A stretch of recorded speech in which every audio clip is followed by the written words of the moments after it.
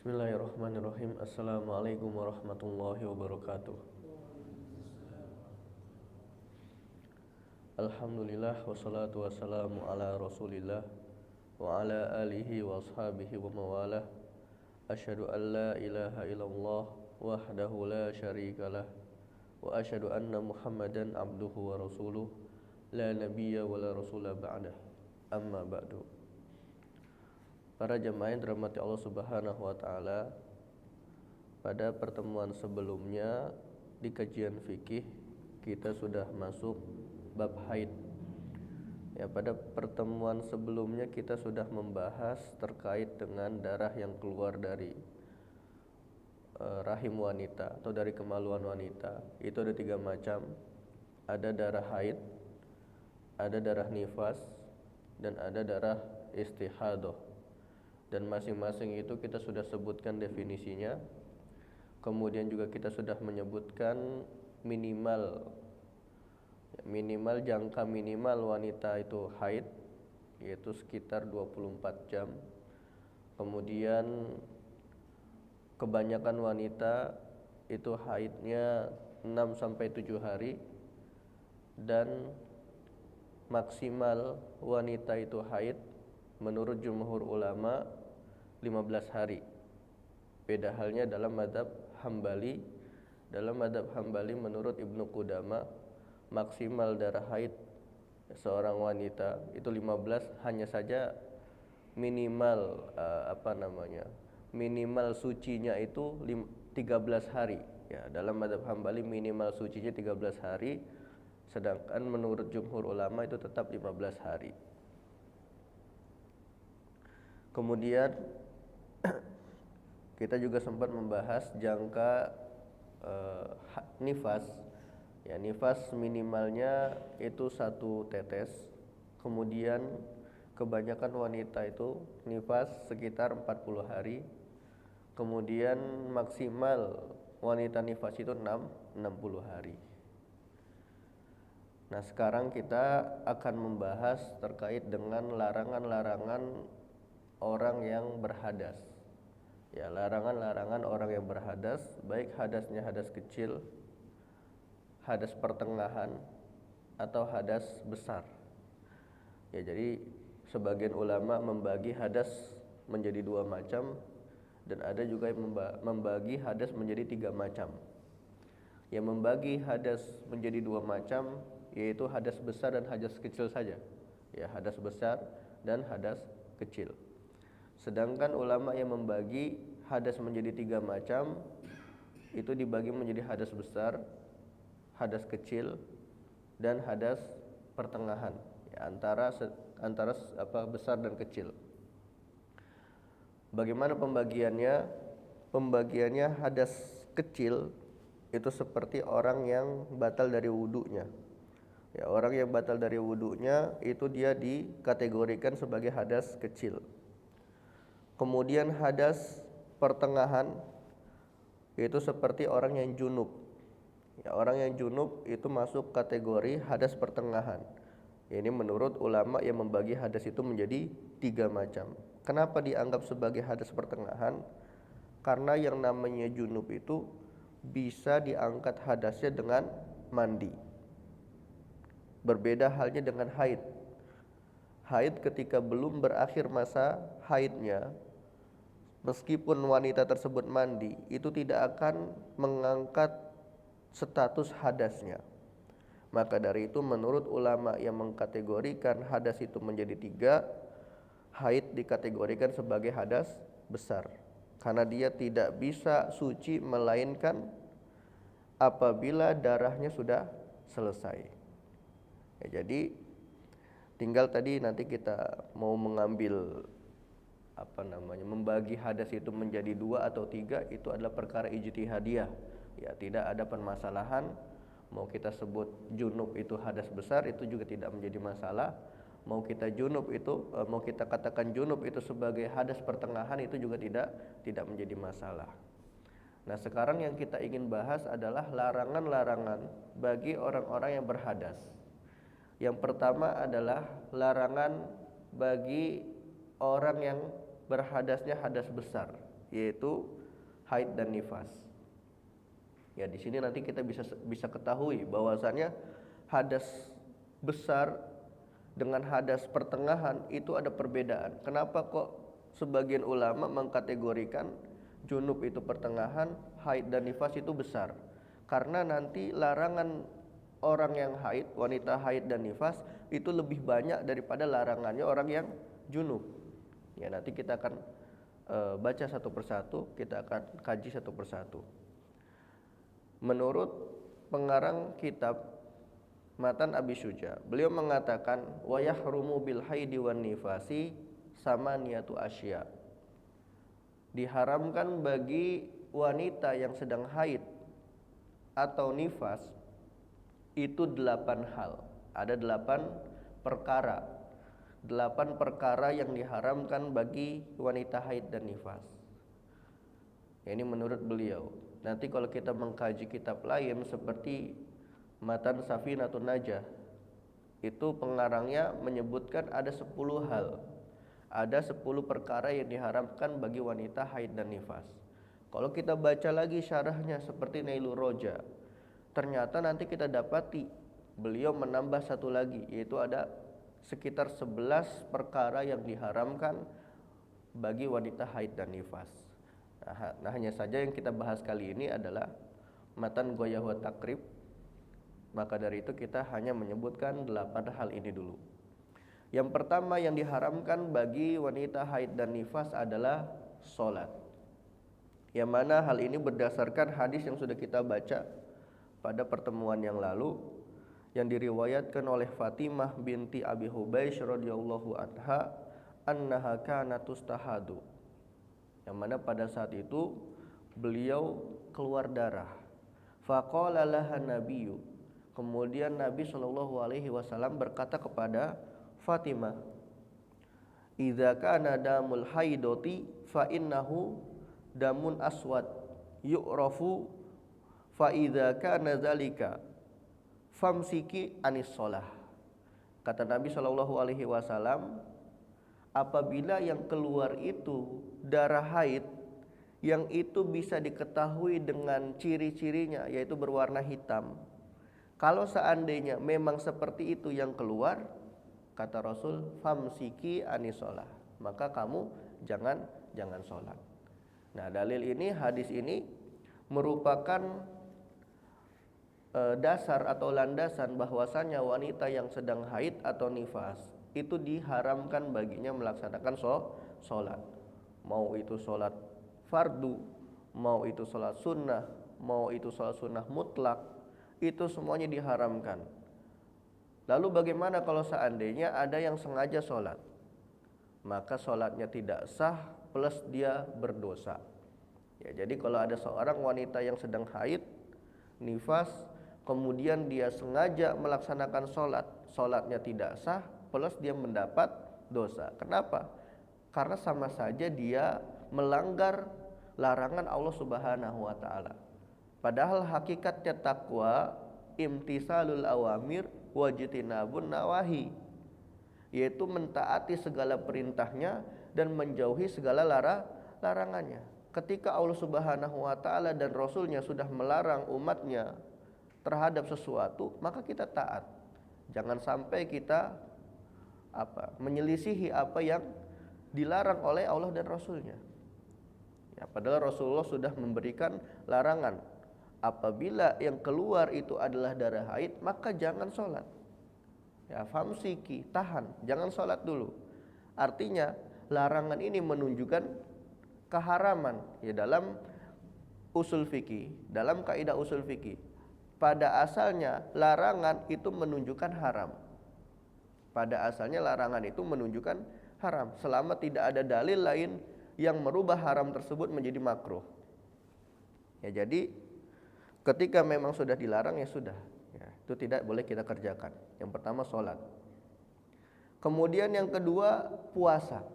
Ya, larangan bagi wanita haid dan nifas yang kedua adalah puasa. Jadi wanita haid dan nifas itu tidak boleh melaksanakan puasa.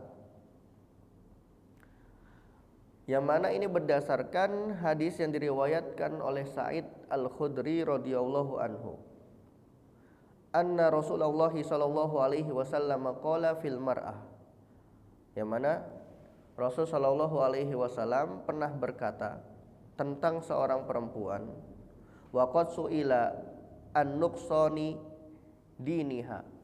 Dan Rasul sallallahu alaihi wasallam pernah ditanya tentang kekurangan agamanya perempuan, ya, ketidaksempurnaan agamanya perempuan. Ya, jadi kenapa kok yang dipilih menjadi qawam, menjadi pemimpin itu laki-laki? Karena perempuan itu tidak sekuat laki-laki. Tapi di sini kuat di sini jangan diartikan secara hakiki. Ya, jadi jangan sampai kuat di sini diartikan secara hakiki. Karena kalau berbicara hakiki, ada nanti faktanya perempuan itu lebih kuat daripada laki-laki. Ada nanti fisik perempuan itu lebih kuat dari laki-laki. Tapi kalau kita berbicara tentang dinnya, agamanya, ada kekurangan-kekurangan wanita. Di antaranya haid. Haid ini menjadi kelemahannya wanita. Coba kalau kita perhatikan 1 bulan Ramadan.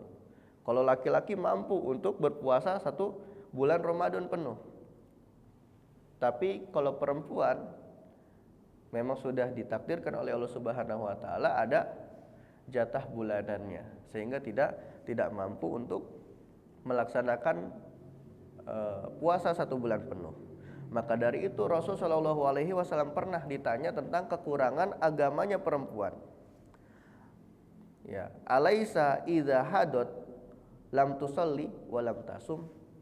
Bukankah ketika seorang perempuan itu haid, dia tidak melaksanakan sholat dan tidak puasa? Qala, kemudian Rasul berkata, fadzalika min nuqsani diniha. Dan itu termasuk kekurangan agama perempuan. Ya, ini kekurangan perempuan apabila dia ditinjau dari agamanya. Nah, ini hadis diriwayatkan oleh Imam Muslim di dalam bab iman. Jadi larangan yang kedua bagi seorang wanita yang sedang haid dan nifas adalah puasa, baik puasa sunnah maupun puasa wajib. Pertanyaannya, kalau seandainya ada wanita yang haid, ya, haid atau nifas, otomatis kan dia meninggalkan sholat dan puasa. Nah, apakah wanita haid dan nifas tersebut diwajibkan untuk mengqadha sholat dan puasa yang dia tinggalkan selama haid?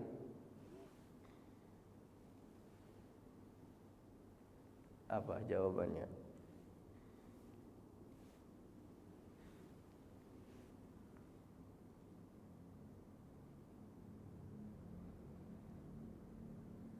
Ya, jadi jawabannya wanita diwajibkan untuk mengqadha puasanya, tapi tidak diwajibkan mengqadha sholatnya. Ya, jadi ini termasuk permasalahan di mana sholat tidak wajib diqadha, yaitu apabila sholat tersebut ditinggalkan dengan sebab haid dan nifas. Beda halnya kalau sholatnya itu ditinggalkan karena sebab-sebab lain seperti ketiduran, seperti safar, atau mabuk dan lain sebagainya. Maka sebab-sebab lain itu tidak menghapus kewajiban sholat seseorang, sehingga orang tersebut tetap wajib untuk mengqadhanya. Tapi kalau sebabnya itu haid dan nifas, maka tidak wajib bagi seorang wanita untuk mengqadha sholatnya. Yang mana hal ini berdasarkan sebuah riwayat hadis yang diriwayatkan oleh Mu'ad, anna imra'atan qalat li Aisyah, bahwasanya ada seorang perempuan itu berkata kepada Aisyah, atajzi ihdana sholatuha idza tahurat. Ya, bertanya seseorang ini kepada Aisyah, apakah sholat kita sah apabila kita sudah suci? Faqalat ahuriyatun anti, apakah kamu wanita merdeka? Kemudian beliau melanjutkan perkataannya, kunna nahidu ma'an nabi sallallahu alaihi wasallam fala ya'muruna bihi. Pada saat itu kami, yaitu yang dimaksud ummahatul mukminin, yaitu istri-istrinya para nabi. Ya, pada suatu ketika kita tuh sedang haid bersama Nabi Shallallahu Alaihi Wasallam, ya, sedang berdampingan dengan Nabi Shallallahu Alaihi Wasallam. Akan tetapi Nabi Shallallahu Alaihi Wasallam tidak memerintahkan kita untuk mengkodok sholat. Au qalat fala naf'aluhu. Di dalam riwayat lain Aisyah mengatakan kita tidak mengerjakannya, yaitu kita tidak mengkodok sholat yang kita tinggalkan.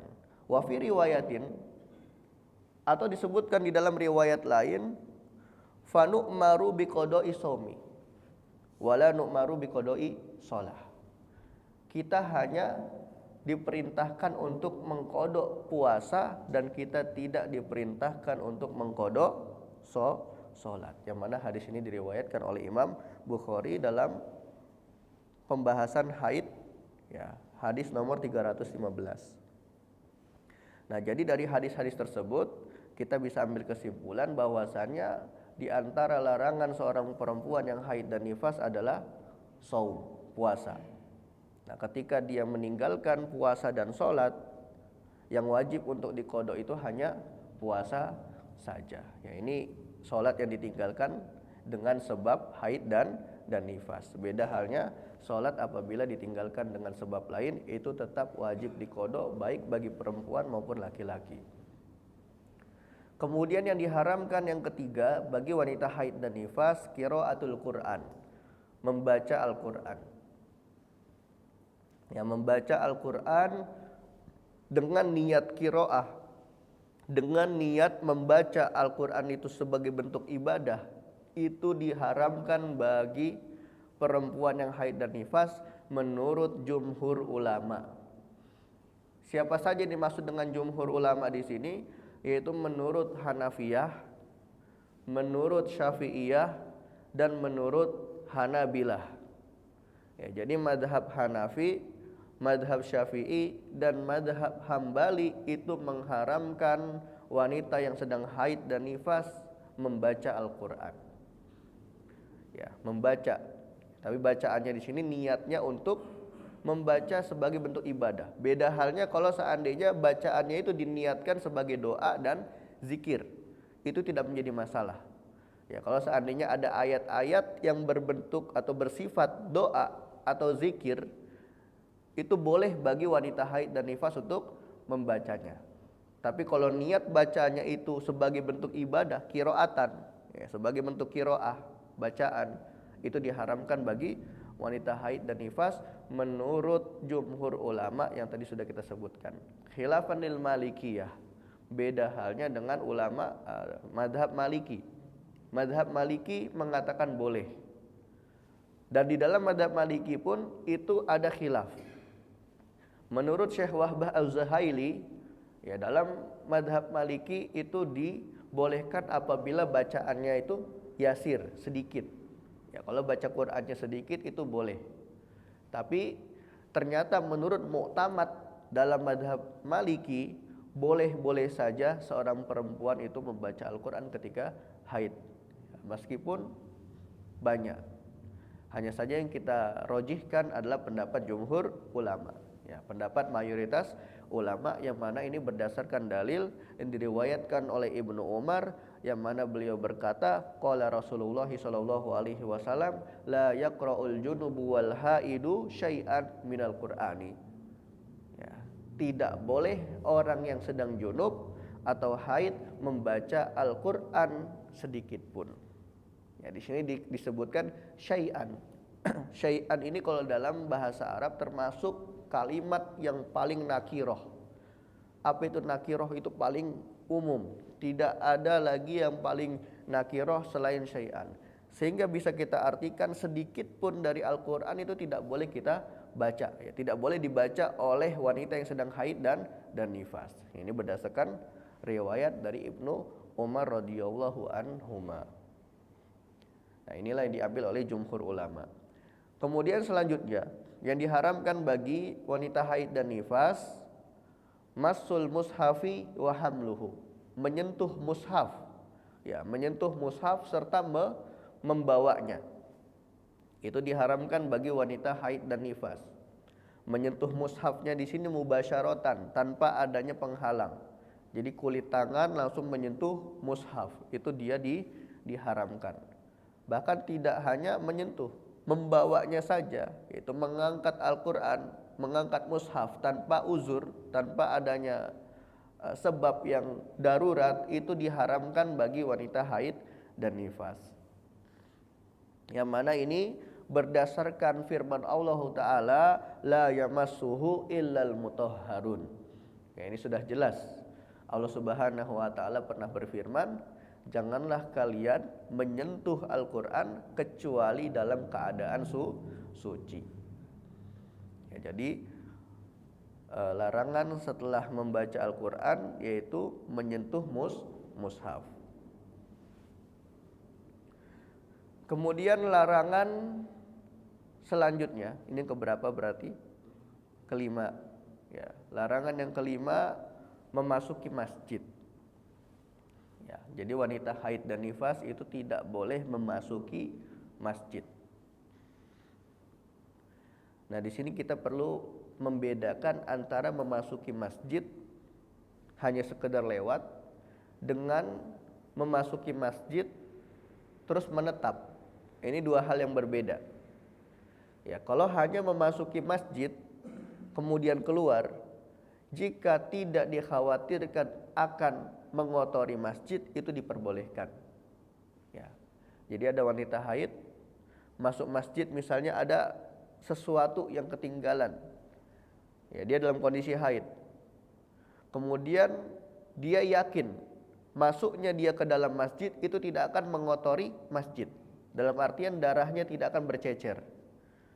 Maka kondisi seperti ini diperbolehkan bagi dia untuk masuk masjid kemudian mengambil barangnya, setelah itu keluar. Kemudian yang kedua, permasalahan yang kedua, masuk masjid kemudian menetap. Ini diharamkan oleh jumhur ulama. Baik dia khawatir, baik dia yakin tidak akan mengotori masjid atau tidak. Jadi tidak ada rinciannya. Jadi kalau masuk masjid kemudian menetap, itu tidak perlu dirinci mengotori masjid atau tidaknya, maka hukumnya haram. Yang perlu dirinci tadi ketika memang tujuan masuk masjidnya itu hanya sebentar atau hanya sekedar lewat saja. Misalnya ini ada pintu, di sana ada pintu lagi, tidak ada pintu lain melainkan dia harus melewati masjid untuk menuju ke keluar. Ini diperbolehkan.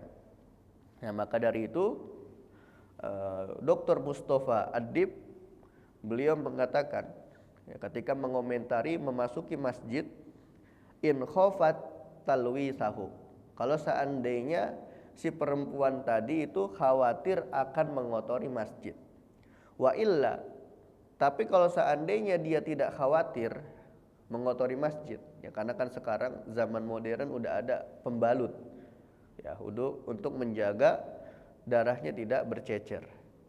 Fayahrumu alaihal muksu wa taraddudu fihi. Nah, kalau dia sudah yakin ketika dia masuk masjid kemudian dia keluar itu tidak akan mengotori masjid, tapi ada hal yang tetap diharamkan bagi dia, yaitu al-muksu wa taraddudu, menetap di masjid atau mondar-mandir. Karena mondar-mandir masuk keluar itu dianggap sebagai al-muksu, ya, dianggap sebagai menetap.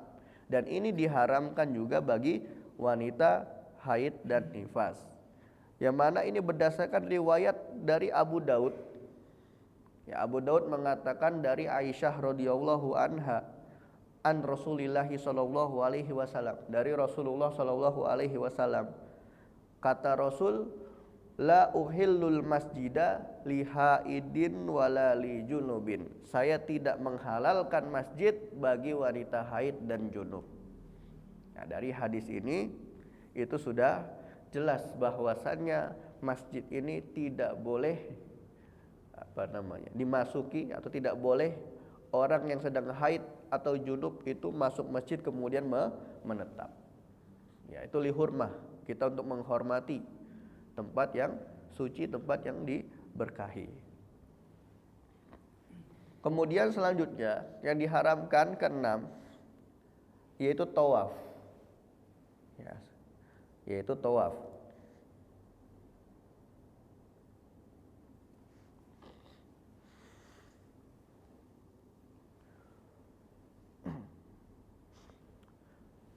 Yang mana ini berdasarkan riwayat hadis yang diriwayatkan oleh Ibnu Abbas radhiyallahu anhuma qala, yang mana Ibnu Abbas berkata, qala Rasulullah sallallahu alaihi wasallam, Rasul sallallahu alaihi wasallam pernah bersabda, at-tawafu haulal baiti mislu shalah. Tawaf di sekitar Mekah, ya, sekitar Ka'bah, itu hukumnya sama seperti sholat. Illa annakum tatakallamuna fihi. Yang membedakan sholat dengan tawaf, kalau tawaf itu bisa ngobrol, ya, bisa berbicara. Kalau berbicara itu tidak membatalkan tawafnya. Kalau sholat berbicara itu membatalkan tawafnya. Faman takallama fihi fala yatakallamanna illa bi khair. Barang siapa yang berbicara ketika tawaf, janganlah dia berbicara kecuali berbicara yang baik-baik. Nah, jadi dari apa yang disampaikan oleh Ibnu Abbas ini yang mengatakan bahwasanya tawaf itu mislu sholat, sama seperti sholat. Di sini beliau mengatakan pengkiasannya, syarat-syarat sahnya tawaf. Syarat-syarat sahnya tawaf itu adalah suci. Suci dari apa? Suci dari hadas, suci dari najis. Persis sekali sama seperti syarat sahnya sholat. Hanya saja yang membedakan, kalau tawaf ngobrol enggak batal. Kalau sholat ngobrol batal. Seperti itu. Jadi yang keenam yang diharamkan bagi wanita haid dan nifas adalah tawaf.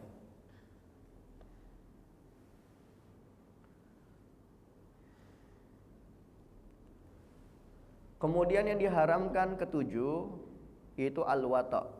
Al-wata' itu berhubungan badan, ya, berhubungan suami istri. Ya, ketika haid dan nifas itu diharamkan untuk berhubungan suami istri. Nah, yang menjadi pertanyaan, ya, diharamkan berhubungan suami istri ini diharamkan bagi siapa? Bagi wanita atau bagi prianya? Ya, bagi si istri atau bagi suaminya? Nah, kalau kita lihat tadi ya dari awal, sholat itu diharamkan bagi si perempuan, puasa diharamkan bagi si perempuan, membaca Al-Quran itu diharamkan bagi si perempuan, menyentuh dan membawa mushaf itu diharamkan bagi perempuan, kemudian memasuki masjid itu juga diharamkan bagi perempuan, tawaf juga diharamkan bagi perempuan. Nah, ketika sampai al-wata' itu berhubungan badan, itu diharamkan bagi duanya. Diharamkan bagi si istri, diharamkan bagi si suami. Jadi kalau seandainya ada seorang istri yang sedang haid berhubungan dengan suaminya, maka kedua-duanya berdosa. Ya, si istri dosa, si suami juga dosa. Yang mana ini berdasarkan firman Allah Ta'ala, wa yas'alunaka 'anil mahid qul huwa adza fa'tazilun nisaa fil mahid. Ya, Allah Subhanahu wa taala berfirman fa'tazilu, jauhilah. Maksudnya jauhi di sini jangan sentuh. Maksudnya jangan sentuh sini bukan disentuh secara hakiki, tapi sentuhan secara majas, yaitu jangan berhubungan suami istri ketika si istri ini sedang haid. Wala taqrabuhunna hatta yathurna. Ya, jangan kalian dekati mereka sampai mereka suci. Fa idza tatahharna fa'tuhunna min haitsu amarakumullah. Kalau seandainya mereka sudah suci, silahkan. Itu terserah kalian sebagaimana Allah Subhanahu wa taala memerintahkan hal tersebut. Nah, jadi yang diharamkan yang ketujuh bagi wanita haid plus suaminya adalah berhubungan suami istri. Kemudian yang kedelapan al-istimta'u bima baina surrati war rukbah, yaitu bercumbu antara pusar dan lutut. Ya. Bermesra-mesraan antara pusar dan lutut itu juga diharamkan. Kenapa diharamkan? Karena ini adalah madkhol. Apa namanya? Madkhol itu muqaddimah. Ya, muqaddimah yang akan mengarahkan kepada jima. Maka dari itu sebagai bentuk ya saddu zari'ah, memutus wasilah terjadinya jima ketika sedang haid, bercumbu antara pusar dan lutut itu juga diharamkan, baik bagi laki-laki maupun bagi perempuan.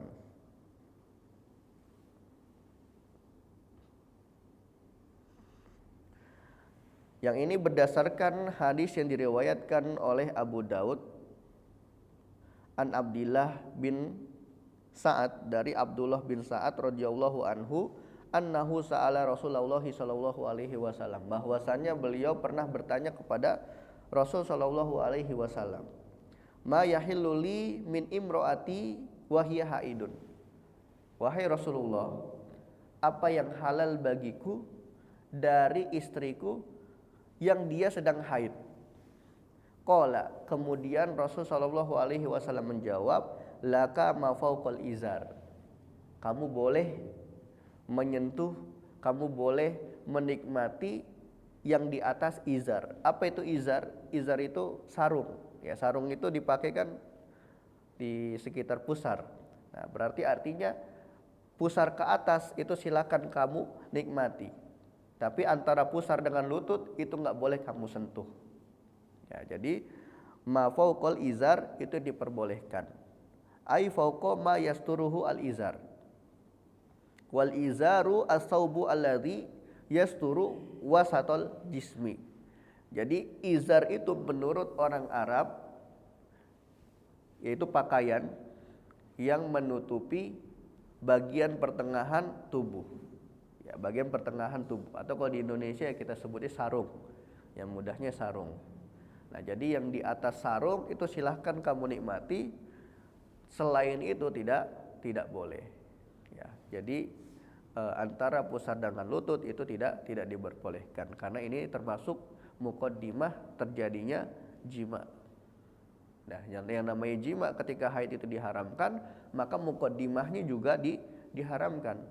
Karena ada sebuah kaidah yang mengatakan al-wasailu laha hukmul maqasid. Wasilah, perantara itu mengambil hukum maksudnya. Jadi kalau seandainya menikmati antara surah, antara pusar dengan lutut itu menjadi wasilah yang diharamkan, maka wasilah tersebut juga diharamkan. Ini dia 8 hal yang diharamkan bagi wanita haid dan nifas. Kemudian bisa ditambah yang ke-9 itu talak. Ya, yang ke-9 adalah talak. Ya, ini diharamkan bagi siapa? Bagi suami. Kalau tadi kan semuanya dari 1 sampai ke berapa? Ke-7, apa ke-8, ke-6. 1 sampai ke-6 itu diharamkan bagi perempuan saja.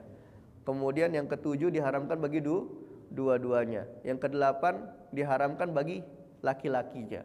Ya, karena yang ke-8 tadi apa? Menikmati antara pusar dan lutut. Ini diharamkan bagi suami.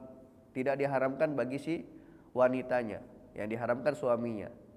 Karena belum terjadi jima. Nanti kalau sudah terjadi jima itu baru diharamkan kedua-duanya. Nah, yang ke-9 itu diharamkan bagi suaminya saja. Juga yaitu talak. Ya, mentalak atau menceraikan istri yang sedang haid itu juga diharamkan. Pertanyaannya, ketika suami menceraikan istri yang sedang haid, jatuh nggak talaknya?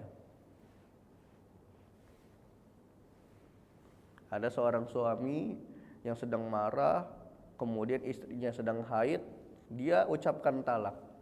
Jatuh nggak talaknya? Jawabannya jatuh talaknya. Ya, kenapa? Karena diharamkan bagi seorang laki-laki mengucap talak kepada wanita yang sedang haid, ya, kepada istrinya yang sedang haid. Ini diharamkan. Kenapa kok bisa jatuh? Ya, karena talaknya termasuk talak bid'i. Apa itu talak bid'i? Talak bid'i adalah talak yang dilontarkan oleh seorang suami sedangkan istrinya sedang haid. Ini namanya talak bid'i. Sudah talaknya jatuh, suaminya pun berdosa. Kalau talak sunni itu talak yang tidak mengandung dosa bagi si suami. Contohnya seperti 1 bulan sebelum dia mentalak, si suami belum menyentuh si istri, belum pernah berhubungan. Ya otomatis kan 1 bulan sebelumnya itu dalam kondisi bersih. Ya tidak ada kemungkinan sedang membuahi, tidak ada kemungkinan pembuahan. Nah kemudian di bulan kedua si suami itu mentalak istrinya dalam kondisi suci. Ya si istri itu bukan dalam keadaan haid. Nah di sini talaknya talak sunni, talaknya sah, si suami tidak berdosa. Tapi kalau mentalak istri yang sedang haid, sudah talaknya sah, si suami pun mendapat dosa. Kenapa? Karena ini termasuk talak bid'i. Ya, talak yang dilarang oleh Rasul Shallallahu Alaihi Wasallam. Nggak boleh mentalak istri yang sedang haid. Tapi bukan berarti tidak sah. Ya, tidak bolehnya di sini kalau dilanggar dia mendapatkan dosa, kalau diucapkan maka talaknya jatuh. Nah, jadi tadi yang diharamkan yang ke-9 bagi wanita haid, maksudnya terhadap wanita haid, tapi yang diharamkan adalah suaminya mentalak istri yang sedang haid. Ya, jadi yang ke-9 tadi bisa ditambah, mentalak istri yang sedang haid itu diharamkan.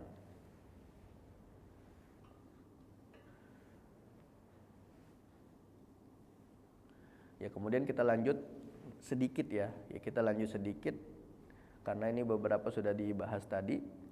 Selanjutnya yang diharamkan bagi orang yang sedang junub. Ya diharamkan bagi seorang junub itu 5 hal. Ada 5 hal yang diharamkan bagi orang yang sedang junub.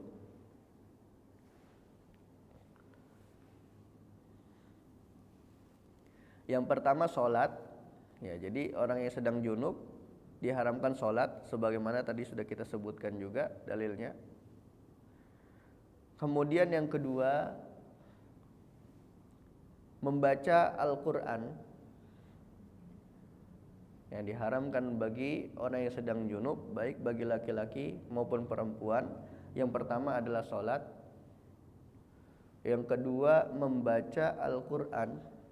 Ini diharamkan. Yang ketiga, menyentuh mushaf. Yang ketiga, menyentuh mushaf.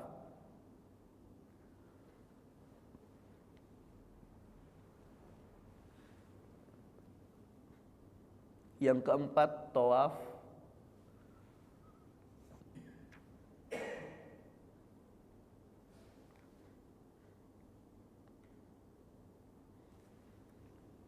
Dan yang kelima, menetap di masjid. Ya, yang kelima, menetap di masjid. Ya, ini 5 hal yang diharamkan bagi orang yang sedang junub. Ya, orang yang sedang junub diharamkan baginya sholat, diharamkan baginya membaca Al-Quran, diharamkan baginya menyentuh mushaf dan membawanya, diharamkan baginya untuk tawaf, diharamkan baginya menetap di masjid. Ya dalilnya tadi sudah dibahas sampai seperti haid.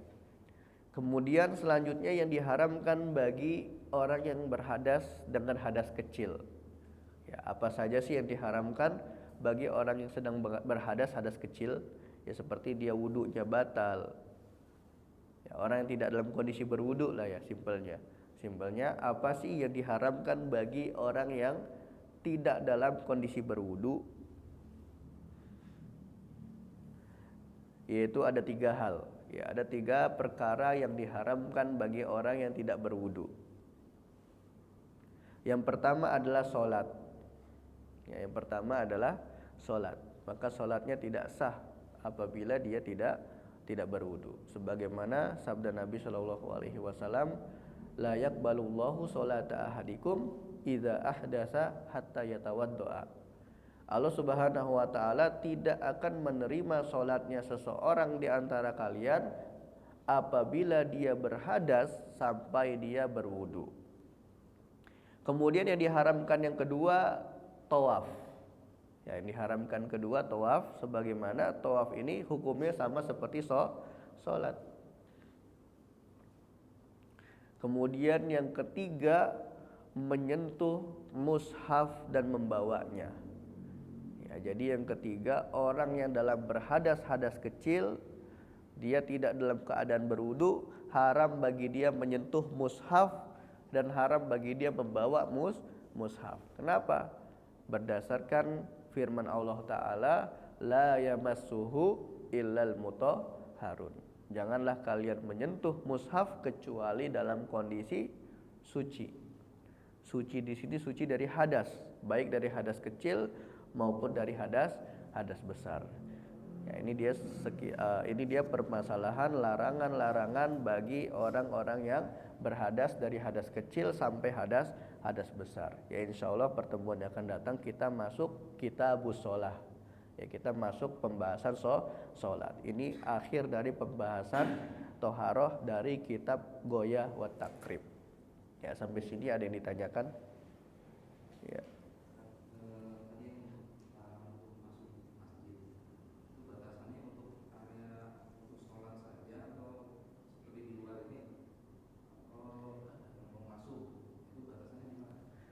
Batasannya dikembalikan kepada akad. Ya, akad awal. Misalnya ada tanah, kemudian terasnya itu juga dianggap masjid. Ya, misalnya terasnya dianggap masjid, maka memasuki terasnya juga itu tidak boleh. Kenapa? Karena itu sudah dianggap masjid. Tapi kalau seandainya ada tanah wakaf yang dianggap masjid itu hanya bagian tempat sholatnya saja, terasnya itu tidak dianggap masjid, maka boleh untuk memasuki teras tersebut. Jadi patokannya apa sih standar atau takaran ini dia dianggap masjid atau tidak, itu dikembalikan kepada akad awal. Yang lebih tahu itu adalah pengurus masjidnya itu sendiri. Ya, misalnya Masjid Jarakosta. Nah, Masjid Jarakosta ini mau yang dianggap masjid yang mana? Misalnya, apakah jalur untuk menuju ke tempat wudu itu dianggap masjid? Kalau seandainya iya, maka haram juga untuk melewati sini. Tapi kalau seandainya yang dianggap masjid itu hanya ini, ya ruangan sholat ini, berarti kita melewat, ya orang yang haid atau nifas lewat depan situ itu tidak menjadi masalah. Ya, jadi tinggal dikembalikan ke status akad awalnya saja, gitu. Begitupun berlaku dalam masalah ini jual beli dan iktikaf. Ya, jual beli dan iktikaf itu berhubungan kuat dengan status masjid. Karena misalnya kan ada masjid yang terasnya itu luas. Terasnya luas. Kalau seandainya terasnya luas itu dia dianggap masjid, boleh orang beriktikaf di sana, buat tenda di sana. Tapi diharamkan bagi dia jual beli dan diharamkan bagi wanita haid dan nifas untuk memasuki tempat itu. Diharamkan bagi wanita haid, nifas dan junub untuk duduk di tempat tadi, di teras tadi. Nah, kedua, kalau seandainya teras yang luas itu statusnya bukan masjid, ya hanya tambahan saja bukan masjid, maka boleh jual beli di sana, boleh wanita haid, nifas dan orang yang junub untuk duduk di sana, tapi tidak boleh dipakai untuk iktikaf. Karena syaratnya iktikaf itu di dalam masjid. Nah, maka dari itu kita harus tanya nanti ke DKM. Nah, ini statusnya tempat ini nih, teras ini masjid atau bukan? Kalau DKM bilang bukan, oh berarti ini bukan wilayah masjid dan boleh wanita haid dan nifas kemudian orang junub untuk duduk di sana. Ya, seperti itu. Ya.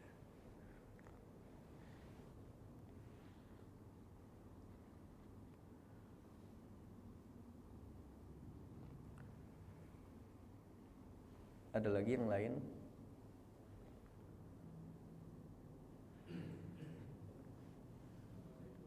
Waalaikumsalam.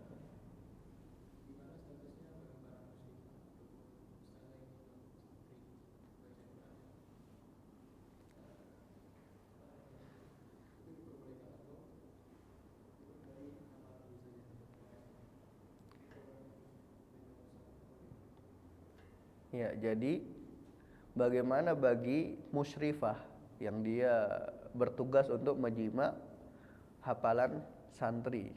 Nah, padahal si musyrifah ini dalam kondisi haid. Maka dalam kondisi darurat kita boleh mengambil pendapatnya Imam Malik. Ya, dalam kondisi darurat. Maka dari itu hal ini dikecualikan bagi para muallimah, bagi para pengajar Quran. Ya, khusus di sini pengajar Quran. Bagi pengajar Quran yang muslimah, perempuan muslimah mengajar Quran, itu dia boleh mengambil pendapat madhab Maliki, yaitu boleh memperbaiki bacaan si santri ketika salah. Hanya saja dia tidak boleh menyentuh mushaf. Terus bagaimana? Sekarang ada HP. Ya, boleh dia membuka mushafnya lewat HP. Kenapa? Karena HP ini para ulama kontemporer menganggap layar HP itu sebagai pembatas. Jadi seakan-akan kita tidak menyentuh mushaf itu secara langsung. Jadi kita menyentuh mushafnya itu dengan pembatas. Cukup HP-nya ditaruh di meja, kemudian setelah itu dia buka Al-Quran. Ya, dia buka Al-Quran, kemudian dia tinggal simak bacaan si santri tadi. Kalau santrinya salah, dia boleh mengucapkan nggak? Boleh mengambil pendapat mazhab Maliki, karena ini dalam kondisi darurat. Tapi selain dari guru Quran, itu sebisa mungkin ambil pendapat mayoritas ulama, karena mayoritas ulama ini mendekati kebenaran. Meskipun kita tidak bisa mengatakan ini yang paling benar, tapi setidaknya pendapat mayoritas ulama itu lebih aman dan lebih selamat. Ya, Allahu a'lam bishawab.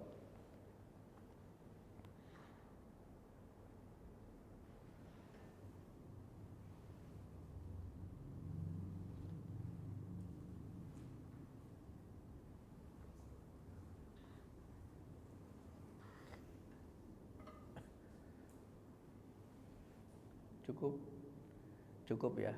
Kita akhiri dengan hamdalah, alhamdulillahirabbil alamin. Wal asr innal insana lafi khusr illa alladzina amanu wa amilus solihati wa tawassaw bil haqqi wa tawassaw bis sabr. Saya kembalikan kepada pembawa acara. Assalamualaikum warahmatullahi wabarakatuh.